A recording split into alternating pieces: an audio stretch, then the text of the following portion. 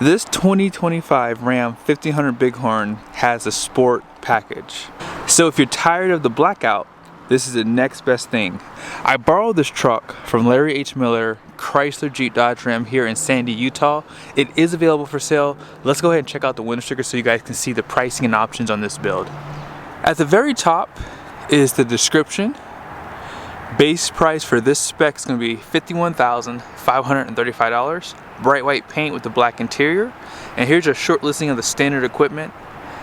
And starting off the options is going to be the sport appearance package for $1,405. Bighorn level 1 equipment group is $1,695.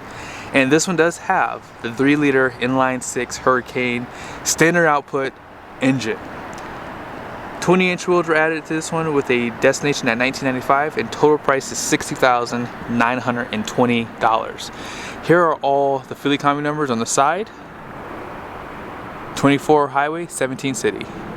Now I will admit, it is hard to stomach $60,000, but you have to understand there's a lot more standard equipment for the 2025, and this truck is priced about the same as a 2024. Maybe I'll do a comparison to show that. Now with that being said, let's go ahead and start off with the lighting, because I want to show you guys the headlights and all the other lighting around the truck on the exterior. At the very top, you do have that reflective style LED headlights, and then you have a high beam, incandescent turn signals, and then here are the fog lights, which are LED too. Lights on the mirrors, LED, and here are the tail lights. They're going to be incandescent bulbs, and license plate lights are LED. On the front end, the sport package does paint the grille surround white around the grille here. You get the blackout in the front end. You have these painted nostrils on the side, and the lower bumper is painted as well.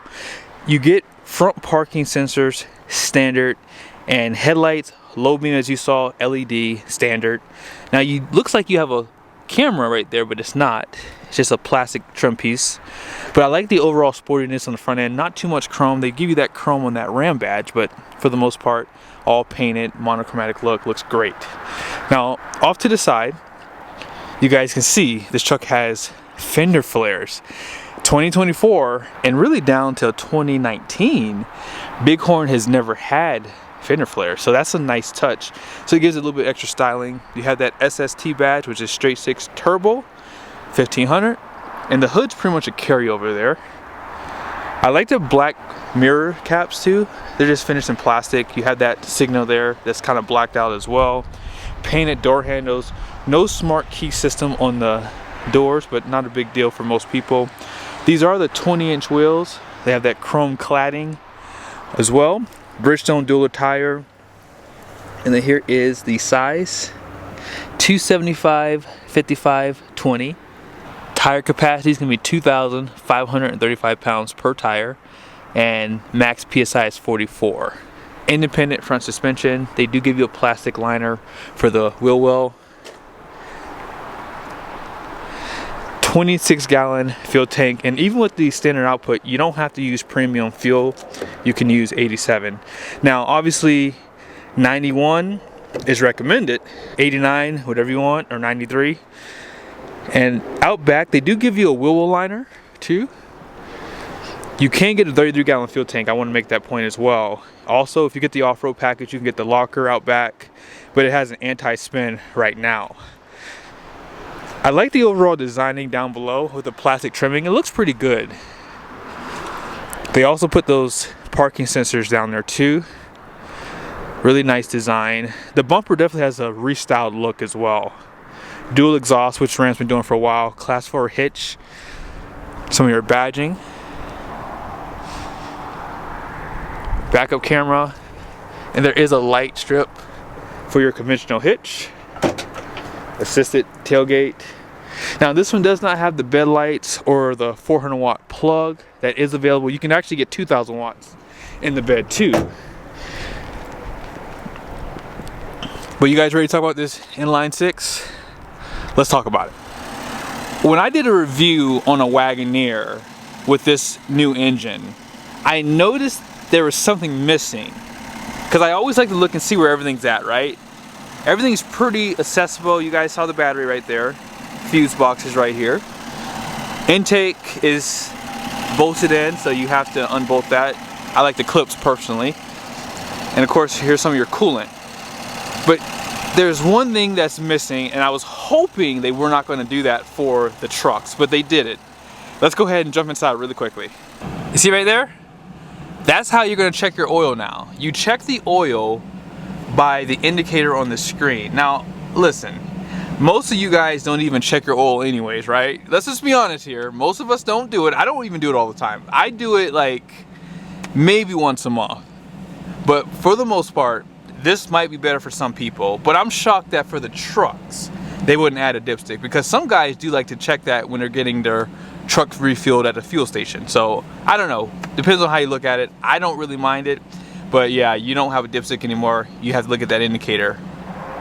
Let's talk about this twin turboed inline 6 engine. This is going to have a 3-liter displacement, and it's going to have 420 horsepower, which comes on around 5,200 RPMs, and 469 pound-feet of torque, which comes on around 3,500 RPMs. 0W20 oil, as you guys can see right there, and 10.4-to-1 compression, which is why you can use regular fuel in this engine. Let's talk about the fuel delivery really quickly. Unfortunately, this engine is not direct import fuel injected. Toyota has the D4S, and of course Ford's EcoBoost is port indirect injection. That being said, that leaves the intake valve susceptible to carbon buildup. And of course you have the PCV valve, which puts blow off back into the engine. So again, I don't know why Ram did that. It's kind of silly, especially with so many good examples on the market. But with that being said, this engine is overbuilt. Let's give it to Ram in that regard. They are using aluminum heads and block, which is pretty typical in this segment. And with that being said, the block does feature a closed deck design. The main bearing cradles are cross bolted as well, and the crankshaft is forged from twisted steel and are clasped by forged steel connecting rods. Now in the comment section, have you heard of PTWA, which is plasma transfer wire arc? I've never heard of that before, and they're using that in this engine, and that's going to help with like wear resistant and things like that. So cooling on this engine is pretty cool. They are using water to air charge coolers, dual water cooled exhaust manifolds, and a high flow ball valve thermostat. So when it's all said and done, we have to wait and see how this engine performs. They've had it out now for a while for the Wagoneer and Grand Wagoneer, so now hopefully we get some miles behind these engines, and if they get some used ones, I'll be able to do some testing to see how well they hold up. But let's go ahead and check out the interior. I almost forgot, 8-speed transmission known as the 8HP75, which is an upgrade. If you get the 3.6 liter Pentastar, you get the 850RE, and the 8HP75 is a really good transmission.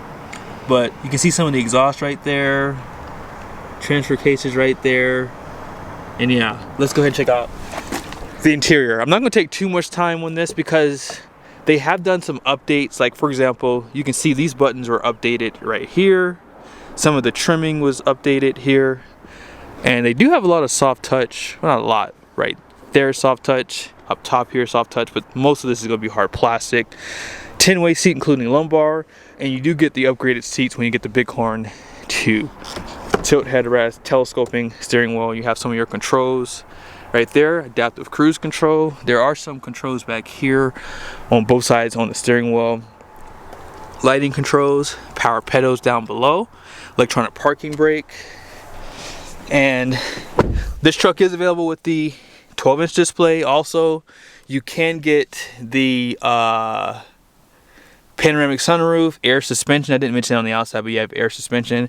And something that Ram has done for a while, you see right there, you have the convex on both mirrors. Most truck manufacturers don't do that. Push button start does come standard. You have 4 auto, and this is your auto stop start. The shifter is slightly different, not in design, but on how it works, especially when the truck is off too. Single climate control here. You have heated seats and steering wheel up front. And when you put it in reverse, this truck does have a backup camera, as you guys saw. You can zoom in if you are hooking up to a trailer. Let's see something real quickly. If I'm backing up and I stop, let's see if it puts on the emergency brake. So it does not put on the emergency brake. Normally when you put it in the zoom mode, it will put on the emergency brake for you since it's electronic. But Apple CarPlay and Android Auto here, you guys can see you have your traction control, your front and rear parking sensors, tow haul. There is no trailer brake, however. And then you have 4 USBs down below. You have a 400 watt power plug down below here too. I love the center console. It does slide, it gives you some storage. Also more USBs. They give you the most USBs out of all the manufacturers, by the way, too. Deep storage back here. And they also give you a 12 volt plug up top. Now they're still using incandescent light bulbs inside the interior. You can slide that rear glass. Now as far as your gauge cluster goes, I love what they've done here. You can add things like your time, temperature, you can put the compass up there. You can also put a decimal for your odometer. And there's a few pages that you can see. You can use these arrows on the left to use this. So you have the speedometer, you can change it to kilometers if you need to. You have your driver assistance. And this truck does have my favorite, the vehicle information. So they have your MPG now in this page.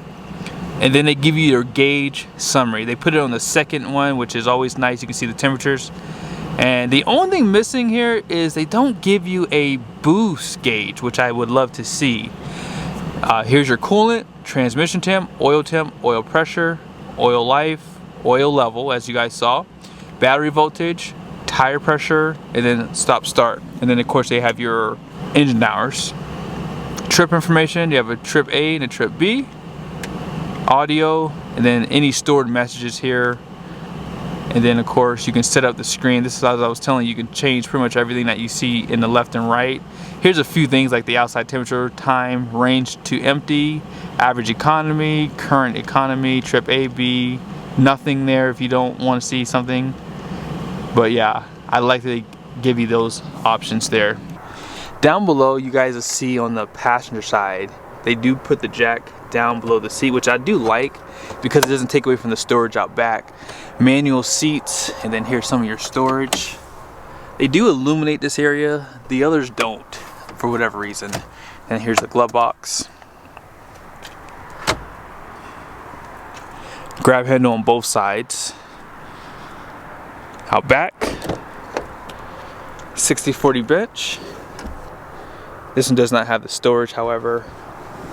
And then you guys see here, armrest with cup holders. This one doesn't have the USBs out back, but you have the air vents. Actually, no power plug either. Seat back pockets on both sides.